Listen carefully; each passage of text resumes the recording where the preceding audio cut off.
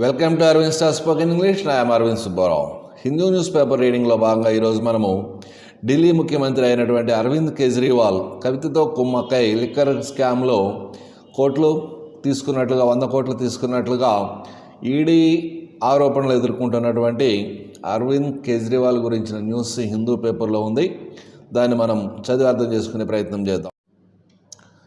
For the majority of the tenure of independent India, స్వతంత్ర భారతదేశంలో, independent India అంటే స్వతంత్ర భారతదేశంలో, టెన్యూర్ అంటే ఒక period, for the majority of the period ఎక్కువ కాలం పాటు, స్వతంత్ర భారతదేశంలో ఎక్కువ కాలం పాటు, ద ఫ్రేజ్ అంటే ఏదైనా 2-3 పదాలు కలిపి తయారు చేసినటువంటి ఒక సెట్టింగ్ని ఫ్రేజ్ అంటాం. అలాంటి ఒక ఫ్రేజ్ ఇక్కడ చెప్తున్నాం. కామన్ మ్యాన్ అనగానే భారతదేశంలో ఎక్కువ మందికి గుర్తొచ్చేటటువంటి evoked only one image for most Indians, ఎక్కువ మంది భారతీయులకి ఒక ఇమేజ్, ఒక బొమ్మ కళ్ళ ముందు కనబడుతుంది. కామన్ మ్యాన్ అంటే మామూలుగా మనకి సాధారణ వ్యక్తి అని అర్థం. కానీ ఇక్కడ ఈ కామన్ మ్యాన్ మనకు ఏం గుర్తొస్తుందని అంటే, a bespectacled dhoti and plaid coat clad old man, కళ్ళద్దాలు పెట్టుకొని, బీస్పెక్టాకిల్డ్ అంటే కళ్ళద్దాలు పెట్టుకున్న, ధోతి పంచగట్టుకొని, ప్లెయిడ్ కోట్ అంటే సారలు ఉన్నటువంటి ఇట్లా ఉండేటటువంటి ఒక కోట్, అలాంటి కోట్ వేసుకొని కనపడే ఒక ముసలాయన విత్ ఏ స్టార్టల్డ్ ఎక్స్ప్రెషన్, ఆయన ముఖంలో ఒక ఎక్స్ప్రెషన్ ఉంటుంది. స్టార్టల్డ్ ఎక్స్ప్రెషన్ అంటే ఉలిక్కి పడ్డట్లుగా ఉండేటట్టు ఎక్స్ప్రెషన్ని కన్వేయింగ్ షాక్. ఆ ఎక్స్ప్రెషన్లో ఒక షాక్ తెలియజేస్తుంది. ఏమిటి ఆ షాక్ అంటే, at the state of the new republic, మన నూతన భారతదేశం ప్రభుత్వం ఇచ్చినటువంటి షాక్ని ఆయన ఆ స్టార్టల్డ్ ఎక్స్ప్రెషన్లో చూపిస్తున్నట్లుగా ఉండేటటువంటి కార్టూన్ అనమాట. అది కామన్ మ్యాన్ అంటే భారతదేశంలో ఎక్కువ మందికి తెలిసింది. ఎవరికి ఎక్కువ మందికి తెలుసు అంటే, ఎవరైతే కాస్త ఇంగ్లీష్ పేపర్లు చదివే అలవాటు ఉంటుందో వాళ్ళకి ఈ కామన్ మ్యాన్ అనేటువంటి ఆర్కే లక్ష్మణ్ యొక్క కార్టూన్స్ తెలిసి ఉంటుంది. ఫర్ ఎగ్జాంపుల్, మనకి ఇప్పుడు ఈనాడులో శ్రీధర్ కార్టూన్స్ చూసే అలవాటు ఉన్నవాడికి శ్రీధర్ ఎలా తెలుసో, అలాగే ఆర్కే లక్ష్మణ్స్ గురించి తెలిసిన వాళ్ళకి ఈ కామన్ మ్యాన్ తెలిసి ఉంటాడు. కామన్ మ్యాన్ అంటే జనరల్గా ఆయనే గుర్తుకొస్తాడు. The image emerged from the cartoonist R K Laxman's pencil.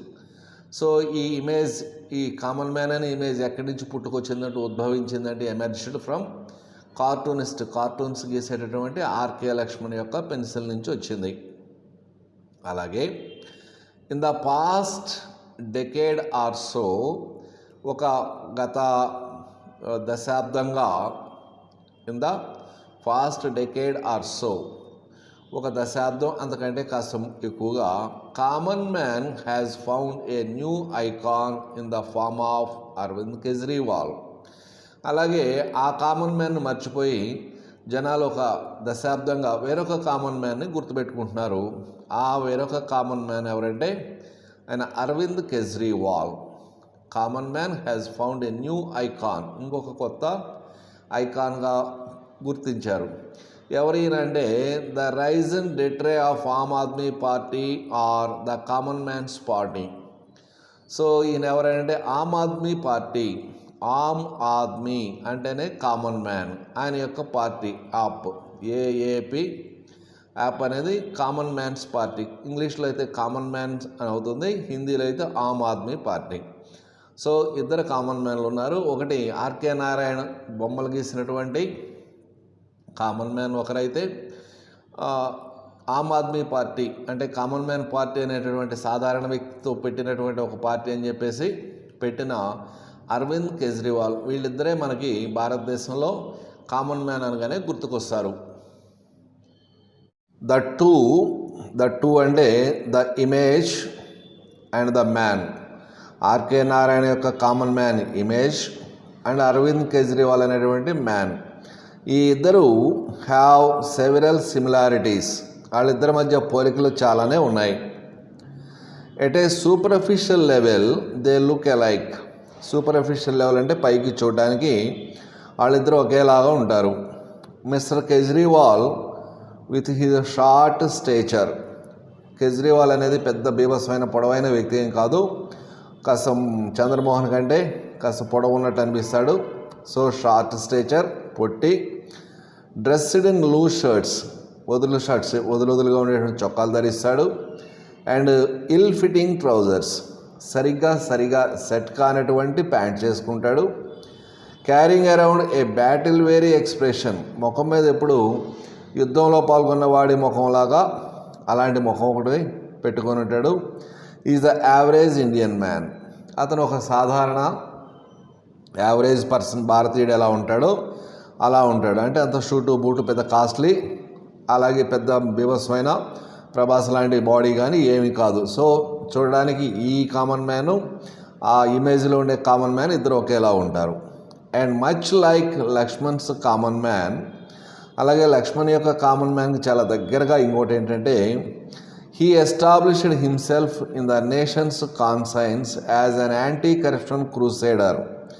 ఇతను లక్ష్మణ్ యొక్క ఇమేజ్లో లాగే హీ ఎస్టాబ్లిష్డ్ హిమ్సెల్ఫ్, తనకి తానే జనాల్లోకి ఒకలాగా చొచ్చుకుపోయాడు. ఎలా అంటే ఇన్ ద నేషన్స్ కాన్సైన్స్, మనుషుల యొక్క ఆత్మల్లో, అంతరాత్మల్లో ఈయన ఒక పెద్ద యాంటీ కరప్షన్ క్రూసేడర్ అని, అంటే అవినీతి నిరోధక పోరాట యోధుడు కింద ఈయన జనాల్లో అలా నాటుకుపోయాడు.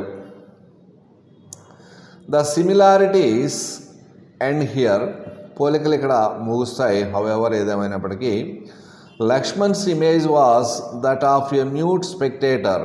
లక్ష్మణ్ ఇమేజ్ ఏమిటంటే ఆయన ఏమీ మాట్లాడు, మ్యూట్ స్పెక్టేటర్. స్పెక్టేటర్ అంటే ప్రేక్షకుడు, మ్యూట్ స్పెక్టేటర్ అంటే మాట్లాడకుండా నిశ్శబ్దంగా ఉండేటటువంటి ఒక ప్రేక్షకుడు, మౌన ప్రేక్షకుడు అందాం.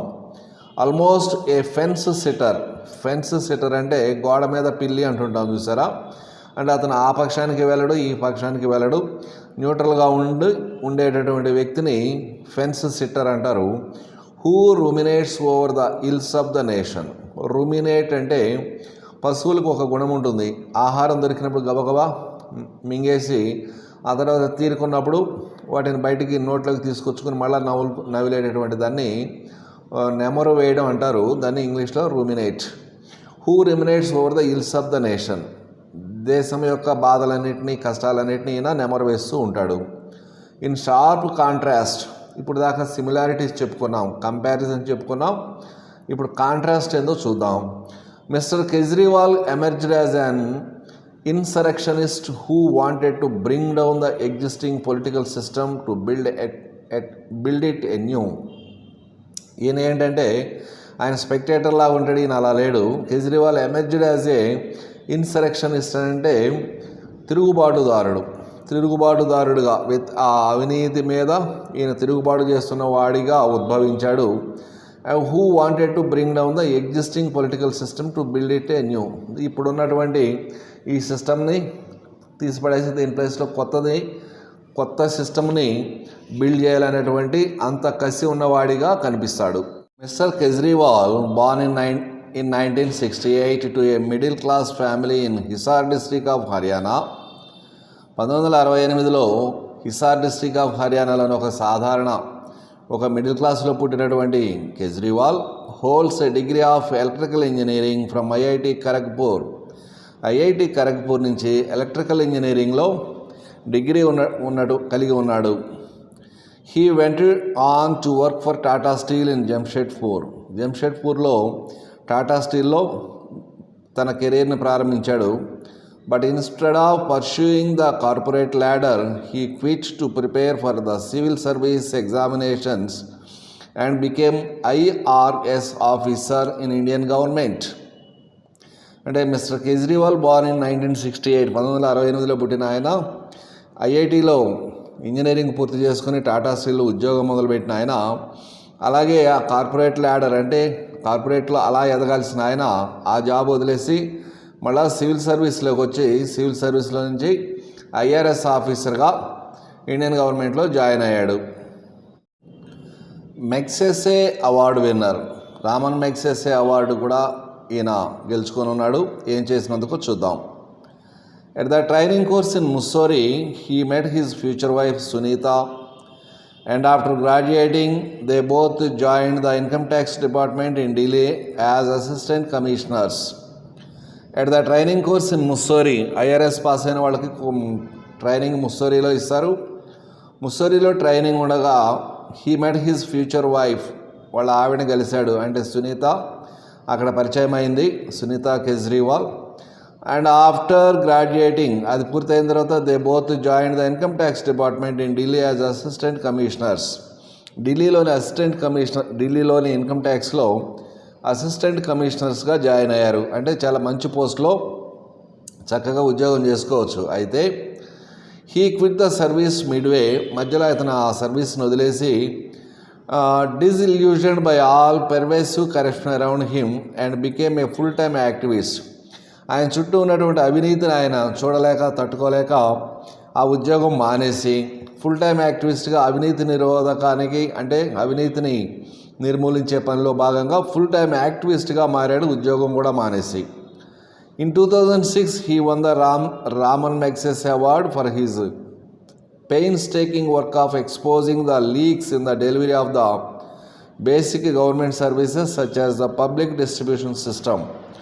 2006లో ఆయనకి రామన్ మ్యాగ్సెస్ అవార్డు కూడా వచ్చింది. ఏం చేశాడంటే పబ్లిక్ డిస్ట్రిబ్యూషన్ సిస్టమ్, అంటే మన రేషన్ ఇలాంటివి ఇచ్చేటటువంటి వాటిల్లో ఉండేటటువంటి ఆ లుక్కలన్నింటినీ కనిపెట్టినందుకు కానీ ఆ పైన్స్టేకింగ్ వర్క్కి ఆయనకి రామన్ మ్యాగ్సెస్ అవార్డు కూడా ఇవ్వడం జరిగింది.